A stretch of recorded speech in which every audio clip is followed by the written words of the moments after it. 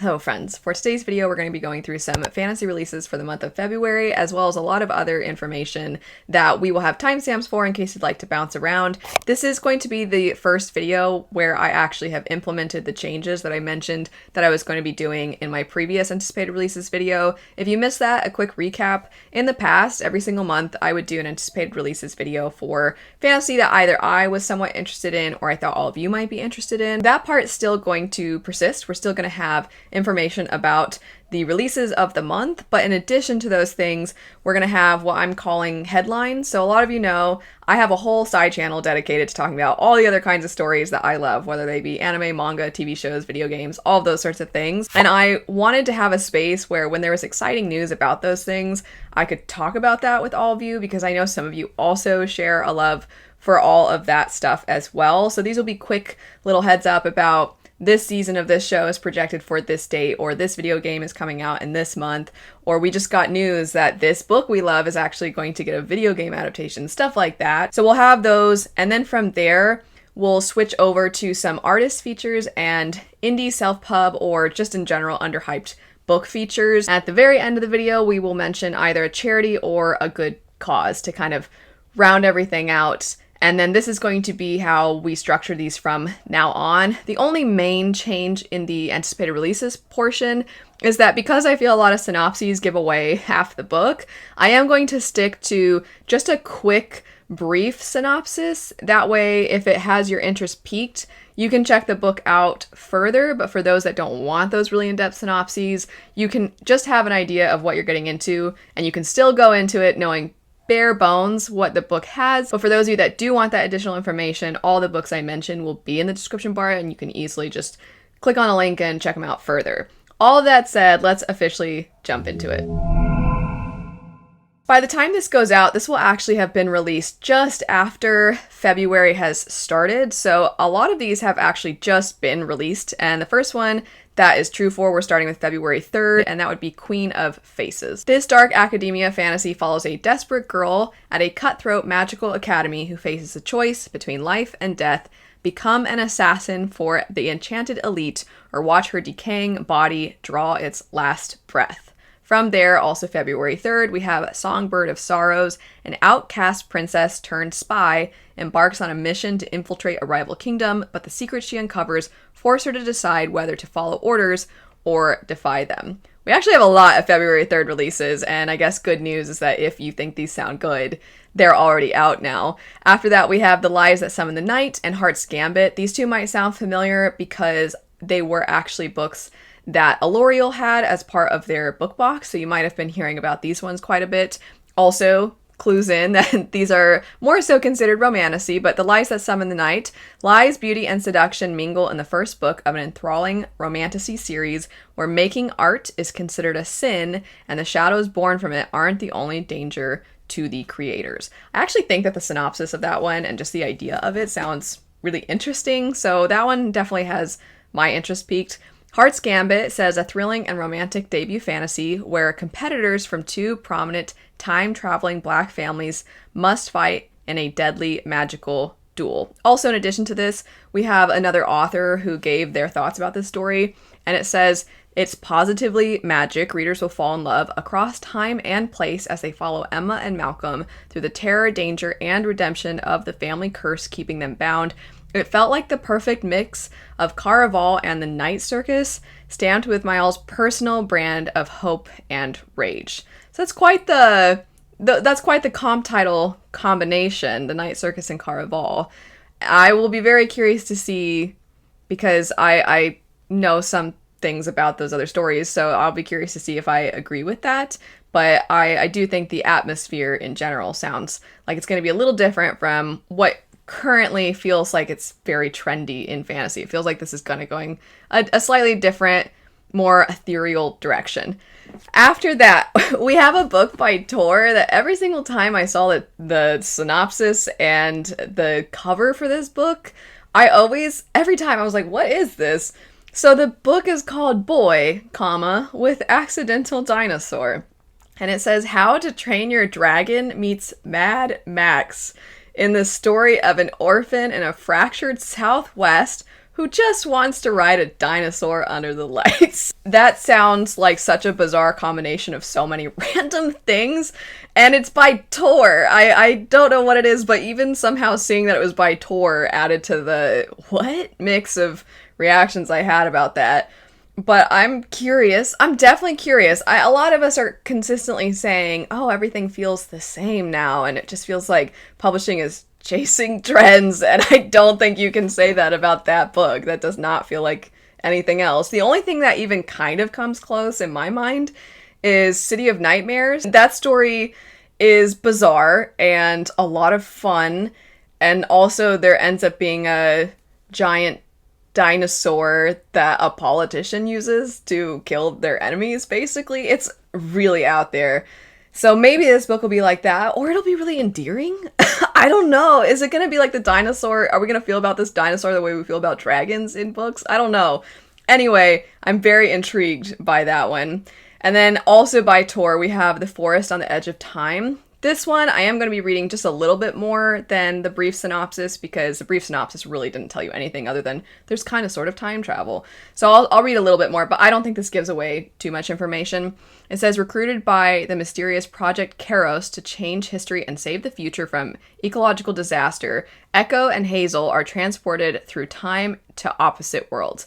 Echo works as a healer's assistant in ancient Athens, embroiled in dangerous politics and wild philosophy. Hazel is the last human alive in a laboratory on a polluted island with nothing but tiny robots and an untrustworthy AI for company. Both women suffer from amnesia, but when they fall asleep, their consciousnesses transcend time and they meet in their dreams. Together they start to uncover their past, but soon discover the past threatens humanity's survival. If Echo and Hazel have a chance of changing the future, they must remember to forget. I don't know, that seems like it has the potential to be really devastating. Anytime you say that anything is going to at least be getting somewhat into some kind of ecological disaster, I feel like the stakes are already so high, because it's not person versus person, it's person versus their environment or person versus nature, and that tends to be far less doable for humans to be able to actually go up against. So as a result, everything ends up feeling like it's very doom and gloom, because you're just waiting for the shoe to drop, basically. You're just waiting for everything to go wrong. But it also seems like it's taking an interesting approach to that kind of story, because combining time travel with that seems very different. So I am quite curious with that one.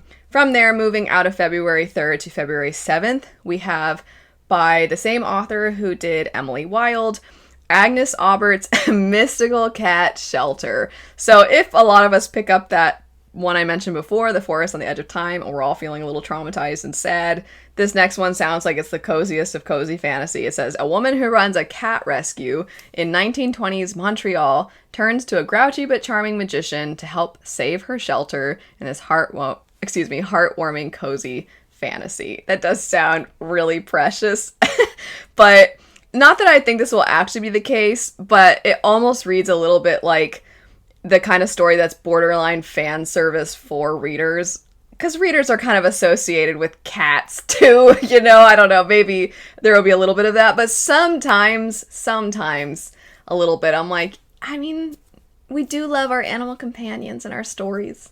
We could use more of this. So I'm excited about that one. I think it sounds sweet. Skipping a couple of weeks, we now have 2 books for February 24th. One of them would be The Legend of the Nine-Tailed Fox. I've actually read this one. I read an arc of it. I thought it was quite fun. It says, a nine-tailed fox and a demon hunter are banished to the underworld together and forced to form a reluctant alliance in order to escape the circles of hell. And then last for the February releases, we have The Red Winter, a dark historical fantasy debut novel that reimagines the legend of the Beast of Sheva-Dawn, blending monster hunting, magic, and queer romance. As I said earlier, all of these will be linked in the description bar in case you'd like to check them out, or if you want to look into them a little further. But now segueing into what I'm referring to as the headlines. So this is news for things that I'm excited about. Some of these sometimes might be book related, some of them sometimes are going to be adaptation related, anime news, anything that I have excitement over, that's what we're going to be jumping into. I know, of course, a lot of you are wanting to talk about the Cosmere news. That will be the last of the headlines that we talk about. I'm gonna save that one for the last of the headlines because it's kind of the big one. Starting with some smaller things though. Witch Hat Atelier is finally being adapted into an anime. I have been waiting for years at this point, and quite a while back it was projected for 2025. They released this teaser trailer and it said 2025 release, and I was so excited. And then all of 25 I was like, when's it happening, when's it coming? And then they announced that it was pushed to 2026. The anticipated release for this one currently is April. The voice actors that released, the new trailer that dropped actually has their voices in it so you can hear them. I am so excited. It is one of the most magical feeling stories you could ever come across, and basically magic is created through art, which, given that it's an artistic medium, the fact that the art itself is so gorgeous just kind of speaks to how this creator is able to bring the story to life and actually implement what the story consists of in her art as well. Her art is incredible. There is a reason that a lot of people are saying it's probably some of the best art currently. It also looks different than a lot of the other artists that get praised within manga, because manga has some of the most beautiful art, but this artist has that fairy tale magical feeling art. And also what she does with the paneling is extremely creative and very different. I mean, she'll have where it almost looks like it's three-dimensional because of how she utilizes the panels. Sometimes you have characters or creatures kind of going in and out of panels within the page, and everything is gorgeous. And on top of all of that, it's a really fantastic story. When it starts, it feels like it's going to be really cute and cozy, which it is, but the themes that are within this are not necessarily cute and cozy. They actually speak to tendencies of societies. It speaks to almost like the hoarding of knowledge, and you could almost say wealth as well, and how even if you insist you're trying to keep people protected because certain information in the wrong hands could lead to danger, you're also hurting a lot of people who are without some kind of their needs being met, and they grapple with that really fantastically in this series. It's one of those stories where you actually kind of understand the side of the antagonists. It's really well done, and on top of that, great characters.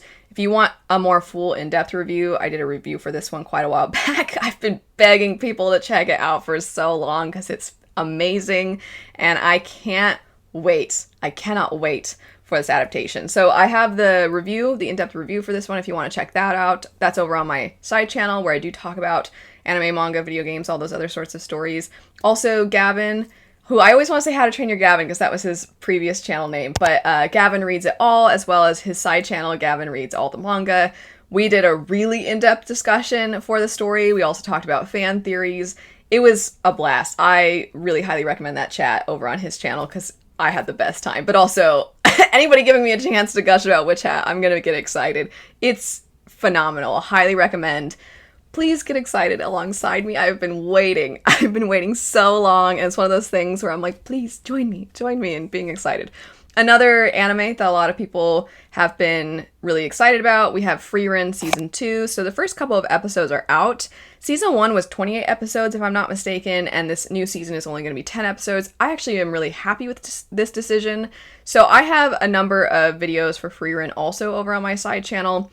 And then after I watched the first season of the show, because the manga and the show are so close, I picked up with where the story left off, and then I read the manga past that point. So basically the material that was going to be featured in season 2. I'm really happy that they're only doing 10 episodes because this is one of those stories where you don't have all of the material available.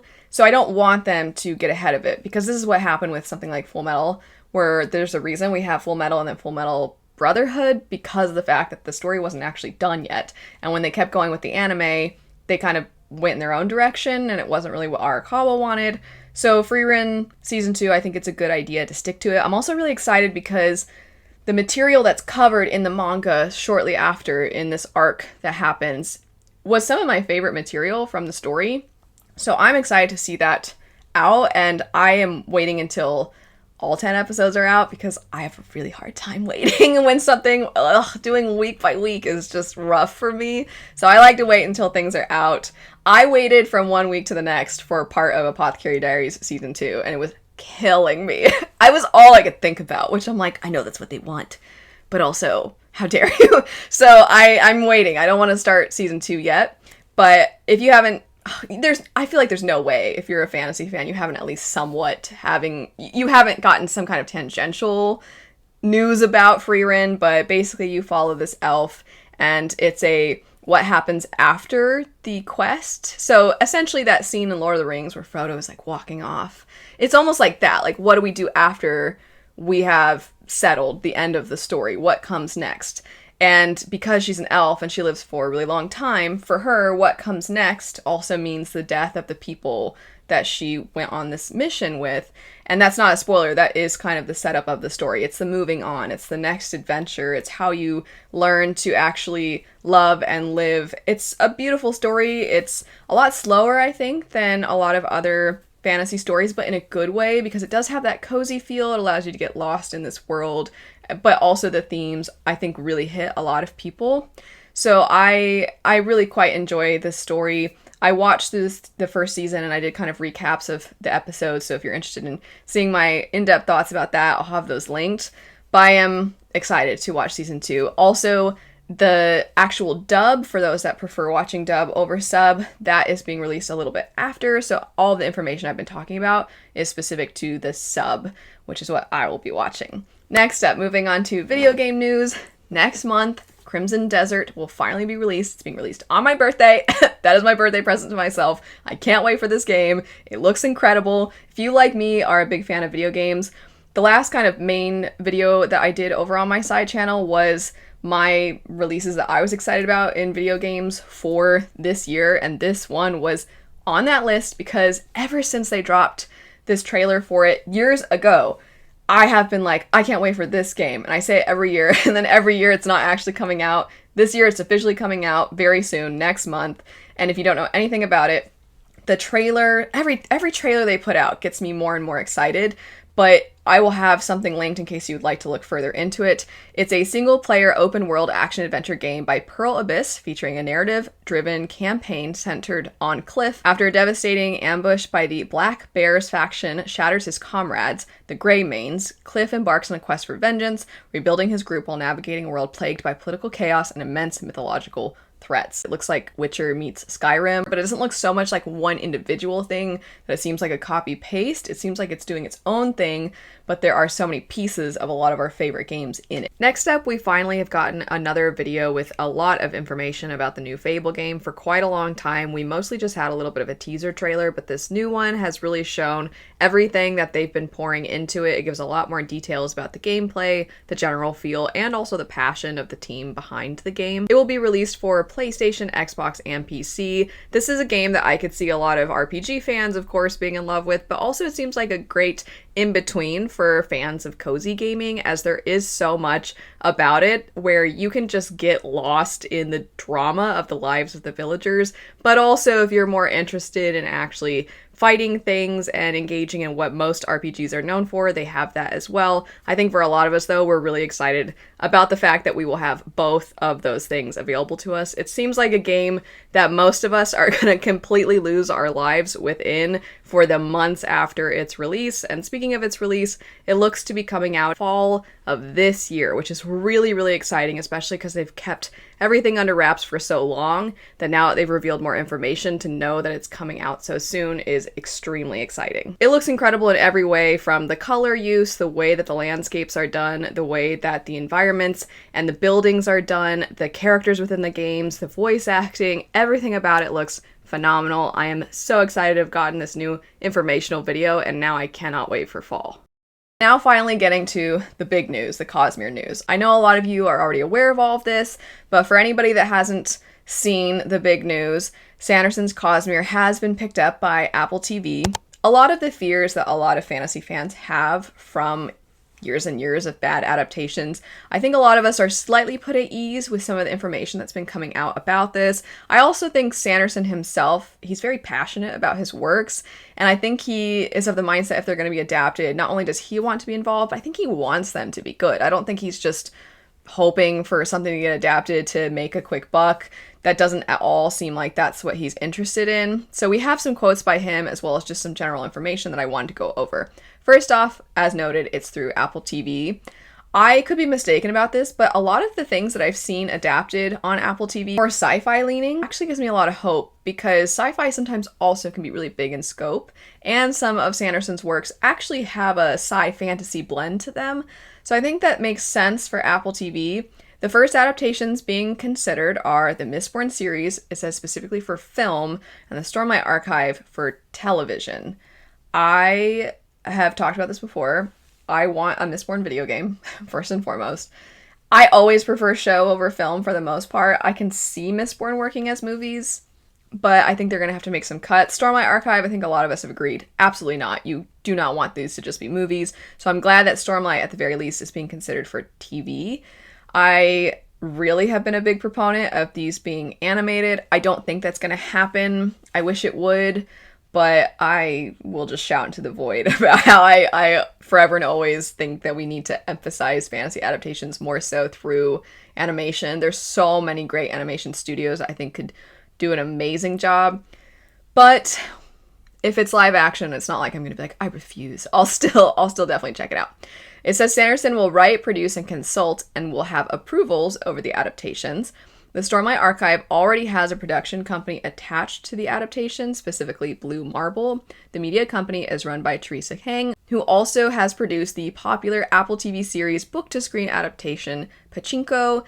Quote, this is by Sanderson, the decision to pick Apple was due to two factors. First, the level of approvals and control. Apple wants to be a true partner with me, and they feel like they really get what I want to do. Second, their track record. Apple does fewer things, but with higher quality than some other studios. I find virtually everything of theirs I watch is excellent and creator-driven. Sanderson said he will write the Mistborn screenplay himself over the next 5 months as his full-time work. The goal is for a theatrical Mistborn, then a Stormlight show after, quote, focusing on doing it carefully and right, is what he added. I'm tentatively optimistic. I am trying not to get my hopes up too much.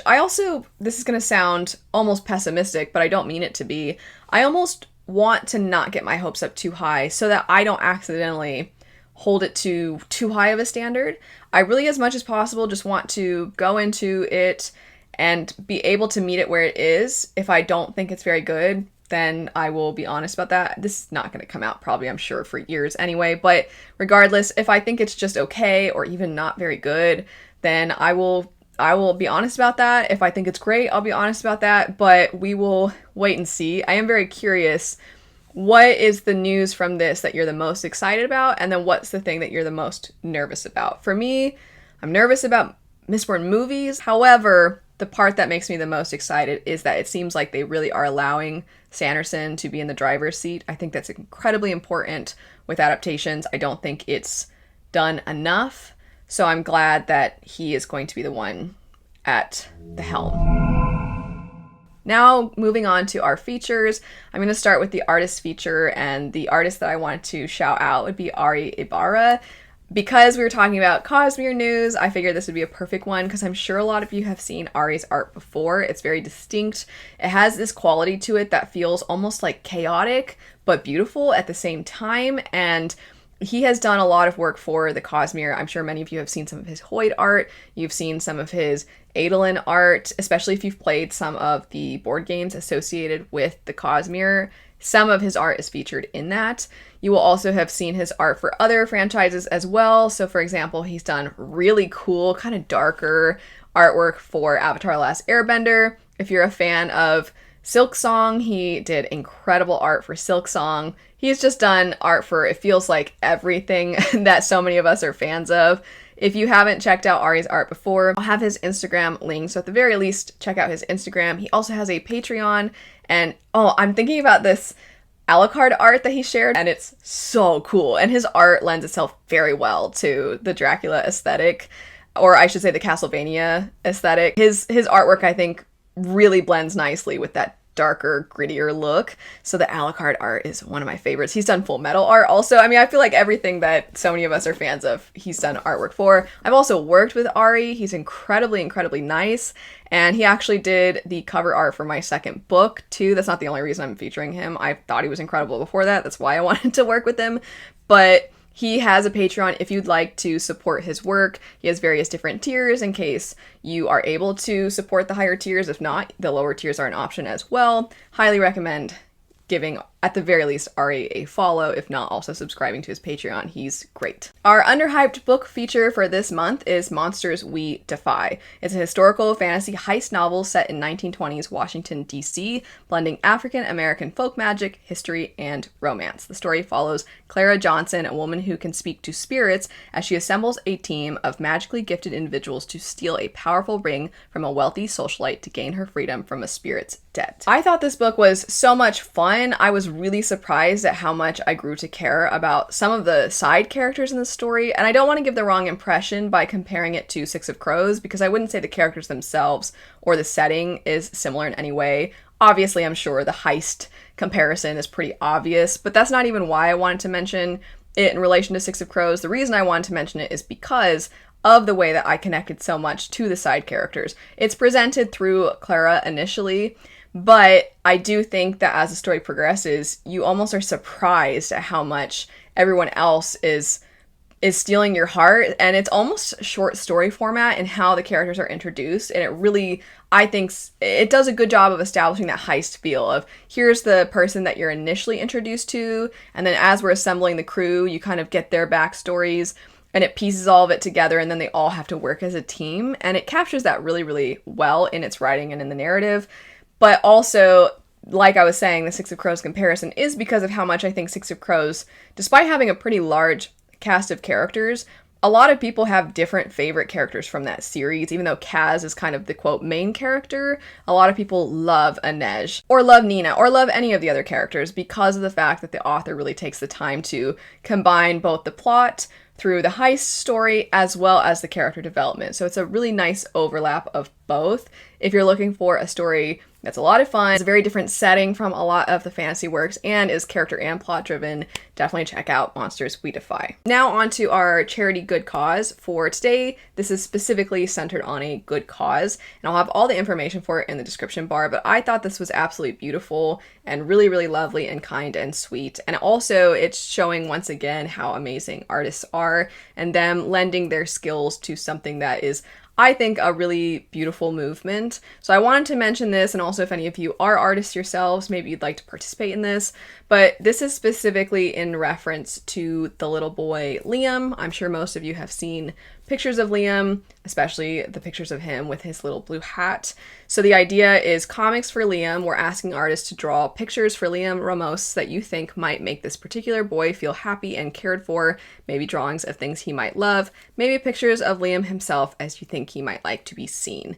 They also have some guidelines. I'll have the whole post linked so that you can see all this information, but they have some guidelines. Artists can share their art with the hashtag comicsforliam, and they can link to comicsforliam.com, and within this site, they have a list of fundraisers and organizations to help individuals who have been impacted by recent events. But some of the artwork that has come out already for this is so sweet and lovely. I really was quite moved by this, and like I was saying, I really appreciate all the work that artists do, and this just feels like, once again, an example of why artists are so important. So anyway, if you're interested in any of that, if you're interested in participating in it, if you know somebody who you think would like to participate in it, all the information for it will be provided. But anyway, that's it for this month's releases, headlines, and shoutouts. If you'd like to add to any of this, maybe there's a release that I didn't mention, or you also would like to shout out something that's underhyped or a really amazing artist you think deserves more love, feel free to do that. Thanks so much for watching though. I hope you have a great rest of your day, and I'll see you later.